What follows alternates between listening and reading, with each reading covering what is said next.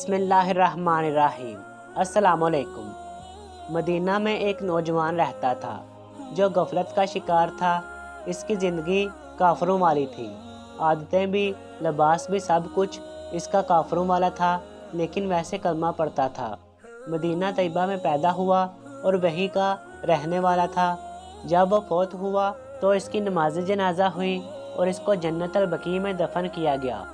अल्लाह की शान वो लोग दफना कर वापस आए। इनमें से एक शख्स था जिसकी जेब में कोई ऐसा कागज़ था जो बड़ी अहमियत का हामिल था। वो गिर गया।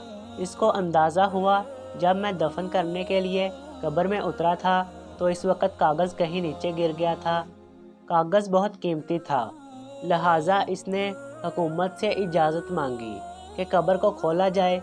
मेरा वो कागज़ इतना अहम है कि वो बाहर निकाला जाए। इसको इजाज़त मिल गई।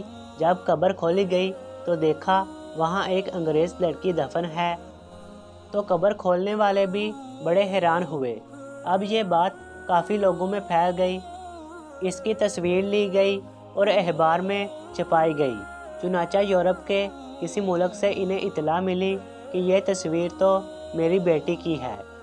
जब इस बंदे से रब्ता किया गया तो उसने कहा, मेरी बेटी की वफ़ात चंद दिन पहले हुई थी। हमने तो ईसाइयों वाले कब्रिस्तान में दफन किया था। तो यहाँ की हुकूमत से इजाज़त लेकर कब्र को खोदा गया तो क्या देखते हैं कि इस नौजवान की लाश पड़ी थी। लोग बड़े हैरान हुए कि ये क्या मामला है। इस अंग्रेज़ से पूछा गया, क्या तुम कुछ जानते हो, ये क्या मामला है?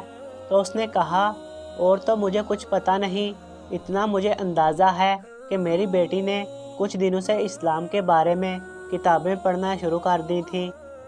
हो सकता है इसने कलमा पढ़ लिया हो। तब जाकर लोगों को ये बात समझ आई कि जो नौजवान मदीने में पैदा हुआ फ़कत ज़ाहिर का मुसलमान था, अंदर से गैर मुसलमों के तौर तरीके को पसंद करता था। इसको अगर जन्नतुल बकी में दफन किया गया तो अल्लाह ने इसकी लाश को ईसाइयों के कब्रिस्तान में पहुंचा दिया। और ईसाई लड़की अगरचे ईसाइयों के कब्रिस्तान में दफन थी, दीन इस्लाम की मोहब्बत की वजह से अल्लाह ने इसकी लाश को जन्नतुल बकी में पहुंचा दिया। लिहाजा हमें शौक़ व तमन्ना है और दिल की आरज़ू है कि मुक़द्दस मुकाम पर हसीन खात्मा हो तो इस्लाम की मोहब्बत और अपने हालक की मोहब्बत दिल में रचा और बसा लीजिए। तो नाजरीन, उम्मीद करते हैं हमारी आज की वीडियो आपको पसंद आई होगी। अपना कीमती वक्त देने का बहुत शुक्रिया। मिलते हैं किसी नई वीडियो के साथ। अल्लाह हाफिज़।